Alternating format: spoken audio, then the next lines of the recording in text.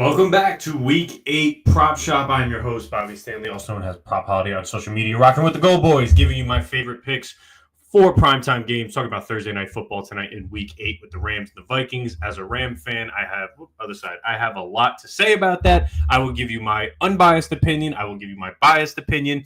And NBA is back, so we can finally start talking basketball. Going to start incorporating some NBA stuff into this podcast. I'll kick it off with my opening monologue. Let's talk about Tuesday night. Celtics blow the doors off the Knicks. They approached the NBA record for most three-pointers in a game, and Joe Mazzulla was true to his word that Boston will somehow shoot more three-pointers than they did last season. I don't even think Mazzulla thought they would come out that hot. Sadly, they missed their last 13 and did not break the record, but it was damn fun watching them try. Karl Anthony Towns was attacked the entire game defensively. He did look like the weak unit there, but I have no worries about the Knicks. It's game one. Mikal Bridges' shot it's fucked up, for lack of better terms. There's something wrong with it. It is worth mentioning. But the Knicks did get some bench play from Deuce McBride. Shout out to him. I think he had 15 or 16 coming off the bench as a six man. He's going to need that. But beyond him, question marks about the Knicks. They'll be fine, though. It's one game. Lakers beat the Timberwolves in the late window, despite only making, I think it was 3 threes the entire game. JJ Redick looked every bit of the part of an NBA head coach. Everything he was saying on the sidelines, the engagement, chatting up with the refs, chatting up with the opposing team. He was talking shit to Anthony Edwards. The motions, the sets. The Lakers look different. And if Anthony Davis can play like this for 70 games, it's never really been about his level of play. It's been about how many games can he play. Last season, he played over 70. I think he was at 72, 73, something like that. If he can play 70-plus games and play like this, they are a top 8 seed in the West, and that's saying something. Curious if Dalton Connect, that Max Christie Dalton Connect minute thing, it's game one. I'm not overlooking everything. I'm not looking too hard into everything. They'll get that worked out. But Connect looks like he can be a piece there. And LeBron James played with his kid for 3 minutes. He had a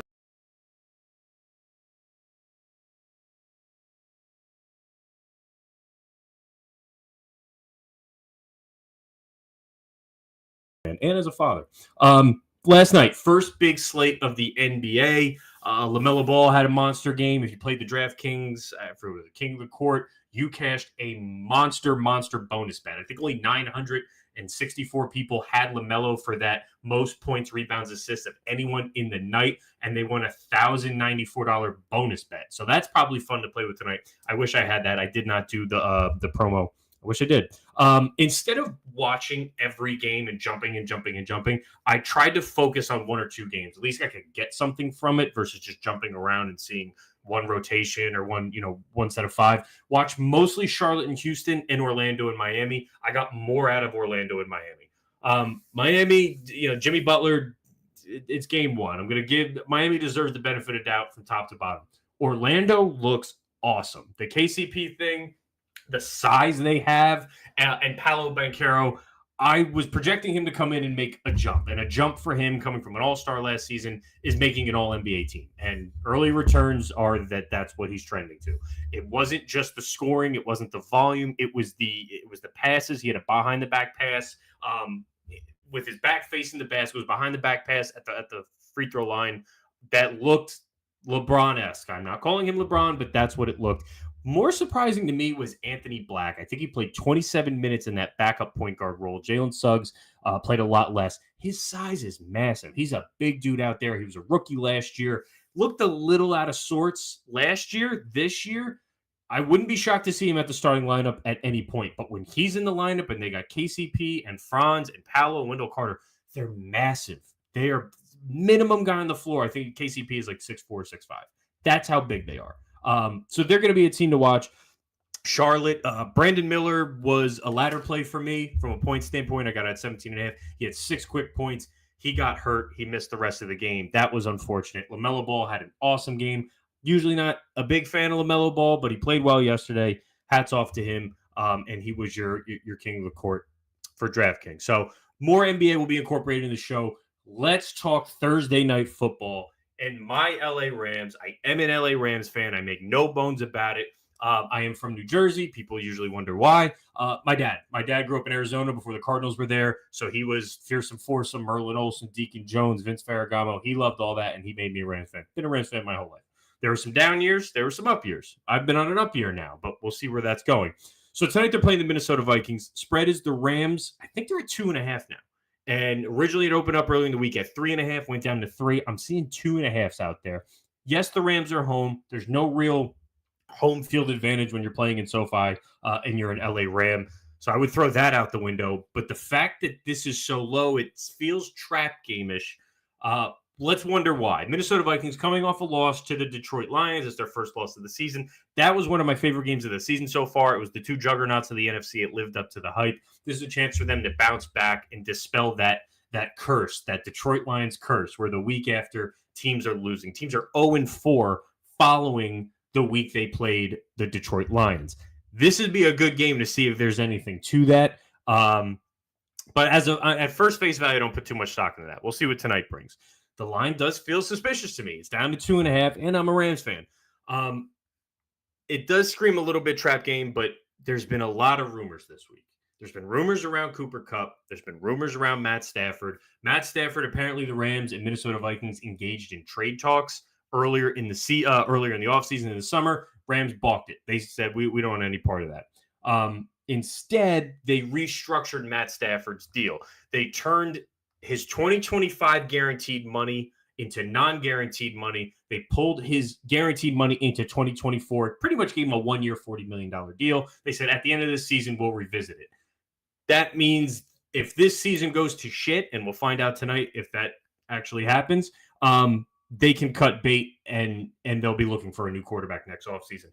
Cooper Kupp, there was rumors that he was getting dangled to the Kansas City Chiefs. The Rams won a second. Chiefs didn't want to pay that.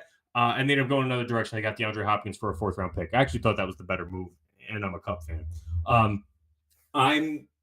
I'm saying tonight, I'm saying this as neutral and as a Rams fan, the Rams season is on the line tonight. If they win this game, they're 1.5 games out of the NFC West. If they lose this game, they're 2.5, and you have to wonder if they're going to be active at the deadline. And I don't mean shopping 7th-round picks for linebackers that may start. No, I mean they're going to shop Cooper Kupp likely to the Tampa Bay Bucks.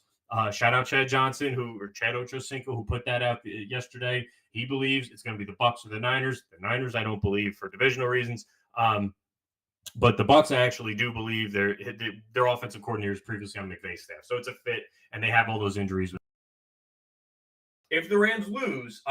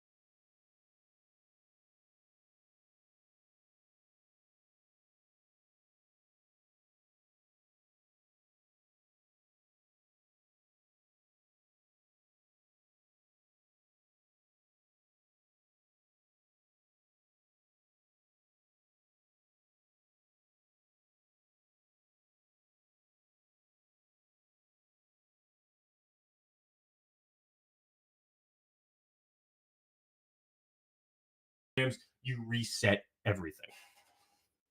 Can't hear. Audio off. 1 second, guys. It's good. Bueno. Sound isn't working. Anything, James? We got it. I see exclamations. Nathan Pratt, I know you, brother. Give me a thumbs up or something if you can hear me now. Good now? All right, perfect. I was getting on a roll there, guys. Sorry about that. But essentially, I think this is a must-win game for the Rams. I'll leave it there. Let's go into the picks. Oh, real quick. Puka Nacua was activated in the 21-day window 2 days ago. He is playing tonight. How much he's playing tonight, we do not know yet. They're going to go based on warm-ups, how he looks trotting around the field. But you have Nacua, you have Kupp. You are slightly getting healthy. If they win this game, you're looking at trying to win the division. And obviously, San Fran is weak. Seattle is middle of the pack, and Arizona is middle of the pack. So it's a division up for grabs. Also, Troy Reeder, inside linebacker for the Rams, he's out tonight. He got moved to the IR. As a Rams fan, many Rams fans, they didn't want him back there. It's one of the reasons why they're one of the worst run defenses in the league. He is out. And I believe Omar Speights, the rookie undrafted free agent at LSU, he may get the start. Don't quote me on that. It hasn't been released. But that is something that Rams fans have been pounding the table for the last 4 or 5 weeks. It could all be coming together, and that's why this line is at 2.5. Let's go into my first play of the night. It's Matt Stafford of the LA Rams, over 235.5 passing yards.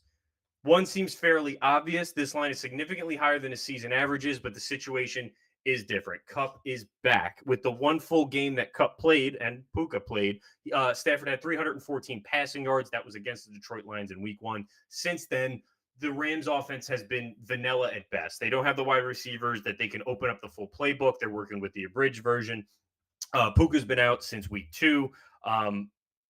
This 235.5 seems like a really good line. It feels like this is where it should be. If you look at the deep dive on the stats, the Vikings blitz at the 3rd highest rate, but Stafford has handled the blitz pretty well this season. He gets the ball out quickly. He's averaging 2.32 seconds time to throw against the blitz. That's the 7th fastest in the NFL. Stafford's yards per attempt increases from 6.6 to 7.9 against the blitz. That's the 13th best in the NFL. And he's only taken just 6 sacks in those scenarios. Thank you to Fantasy Points Data for that information right there. I'm rocking with Stafford over 235.5 passing yards. You could play the alt line on this. I didn't go that crazy because I got burned on a couple alt lines this weekend. I believe in Stafford this week, and I think the weapons will hold true. I do think it's a good matchup for him. Byron Murphy from the Minnesota Vikings, not one of the better nickel cornerbacks in the league, and he gets one of the best slot receivers in the league playing Cooper Kupp. Real quick, let's talk about BetMGM. Now, my apologies, guys. I should have had this pulled up. BetMGM is giving new users up to $1,500 in bonus bets paid back if their first bet doesn't win. You can't beat that. Click the link in our episode description to sign up now. You must be 21 plus. Gambling problem? Call or text 1-800-GAMBLER. So I got Stafford over 235.5 passing yards. I'd play that up to 250 if you're looking for an SGP ad. 250 seems pretty good, especially with Puka Nacua back. Now let's go to the second play. I'm not all Rams tonight. I am a bettor. I want to win some money. Jordan Addison, over 42.5 receiving yards. I'm on that for 1 unit. 50 plus receiving yards. It's plus 130. I'm on that for 0.75 units. 75 plus receiving yards, plus 375 for a third of a unit. So for me, it just worked out that way. I'm a $40 per unit guy, so I put $15. Rams secondary is very, very young, very inexperienced. They've made big mistakes. They've given up 7 receiving touchdowns, 2 wide receivers, many of them on big plays. I think you could pencil in Justin Jefferson for a big night. I'm not dismissing any Justin Jefferson here. You're not going to get much value on a Justin Jefferson line. If it's at 85.5, 86.5, it's kind of where it should be. There's no edge there. Addison here has an edge against zone-heavy defenses. The Rams have played zone coverage at a top 10 rate this season, but they rank 24th in defensive success rate and bottom 5 in yards per reception allowed while in zone, and yards allowed per coverage snap, and yards per coverage target. All of this according to our people over at PFF. Thank you for that. I went with yards over receptions for that exact reason. Did a little digging this season. He's hit it in 3 of 5, but the misses, one was against the man-heavy Jets, so it doesn't apply here with his own heavy defense. The other one he missed was against the Giants, who in week 1, he had 3 receptions, 35 yards, but then he got hurt. He played 50% of the snaps. If he played a full game, I'm sure he would blow this line out of the water. So playing against zone defenses, I love over 42.5. This is a smash spot for me against this Rams secondary. They're going to be focusing on Justin Jefferson. Jordan Addison, former USC Trojan. He's from Maryland, though, so it's not a homecoming, but he's a former USC Trojan back in LA. Give me Jordan Addison over 42.5, 50 plus, and 75 plus. Climb that ladder with me. Rams have allowed 4th highest passer rating and 7th most yards per game to outside receivers that are targeted, but the fewest yards per game in the slot. I don't really dismiss Justin Jefferson here. I never will. He's that good. But Addison here has a matchup advantage against this Rams defense. So first, before we go into the touchdown liquor cabinet, let's hear a word from my guy, Brad Thomas. wait, before we get back to the picks, I wanted to thank you all for watching. Friends don't let friends watch videos without hitting the like button. So go ahead and press the thumbs up button and like the video. If you're new here and not subscribed, you should go ahead and do so because we're dropping new content each and every day on the GoldBoys Network. We strive to cover every sport and give out picks and analysis and valuable information for free on the GoldBoys Network. So make sure you're subscribed and hit the bell so you can get notified when we drop something new. I'm Brad Thomas. Let's get back to the picks.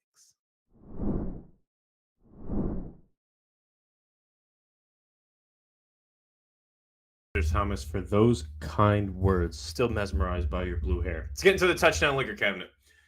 Top shelf, mid shelf, well, vodka. The total, I think, is at 48.5, 49.5. That's good for a Thursday night football game. Should be expected with these two offenses. A lot of the usual suspects in this regard, but we're going to line shop these. My top shelf, my one unit, what you're paying top dollar for.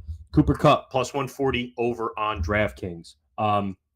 This red zone offense for the Rams has been atrocious since Cooper Kupp has been out. He wins in short spaces. He has a lot of success in the red zone. He gets back on track tonight. So do the LA Rams. Sorry, I keep doing my nose. I just got a haircut and shape up and everything itches. Cooper Kupp, plus 140 on DraftKings. That is my top shelf tonight.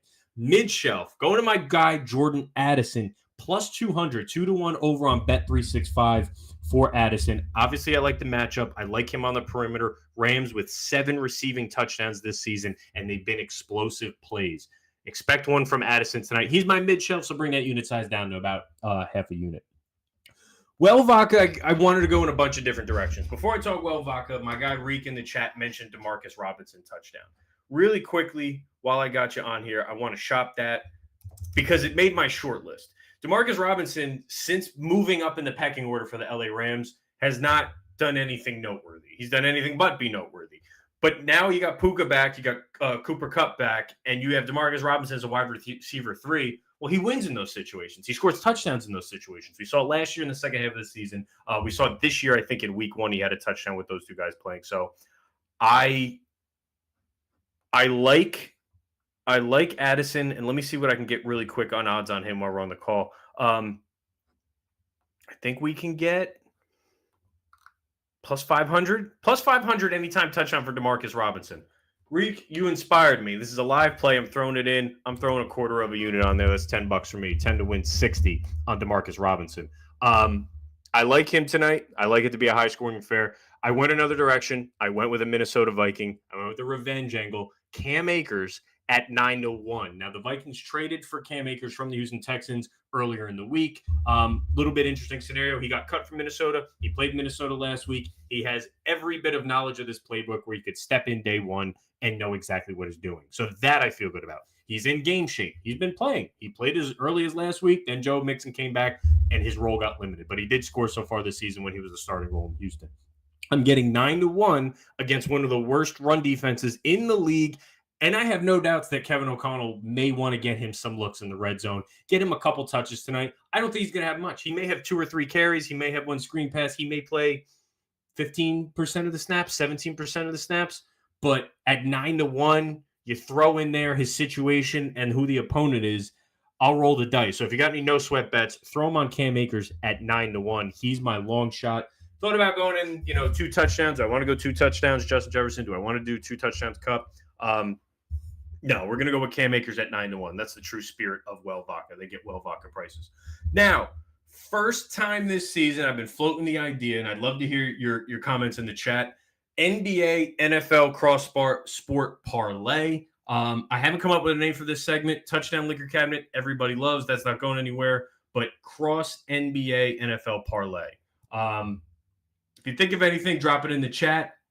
But tonight, we have a small slate of NBA. I didn't go crazy in NBA. I got 2 plays I gave them out in the Prop Shop Discord. And I got this one right here that I'm sharing with you guys. It's Addison touchdown. It's my mid-shelf guy, Addison touchdown. Klay Thompson in his first start as a Dallas Maverick. I think he's playing the Ray Allen role. There's not going to be much expected of him. He's going to get a lot of catch and shoot opportunities. This role used to belong to Tim Hardaway Jr. Now you are massively upgrading to Klay Thompson. And they said just last year his energy inside the building, he had no business being there. He hated it. Klay Thompson, 4+ 3-pointers. I think his line is set at 3.5 juice to the under, or 2.5 juice to the under. But give me Klay Thompson for 4+ threes. And then Derek White, 4+ threes for the Boston Celtics. They are playing the Washington Wizards tonight. It should be another blowout. I have no doubt about that. The Celtics are going to keep chucking threes. So Derek White, 4+ threes. Klay Thompson, 4+ threes. Jordan Addison, give me a tutty. This is almost 13-1. Shop it around. Put a quarter of a unit on there. But I'm in. I think I got $20. Pay me around $240, $250. So put that one in for the first cross-sport NBA parlay. Get your Matt Stafford yards lines in. I'm sure it's gone up since Puka Nacua and Cup have been announced. And the Addison ladder, I am big on. Jordan Addison is going to have a big, big game tonight. Get him any which way you can on the yards, not so much the receptions. Lock these guys in. My Rams are winning money line. Take the 2.5 if you want. Tease it up to 3.5. I'd feel better about. But my Rams are winning tonight, and the season's going to continue. Thank you, and I will see you Sunday.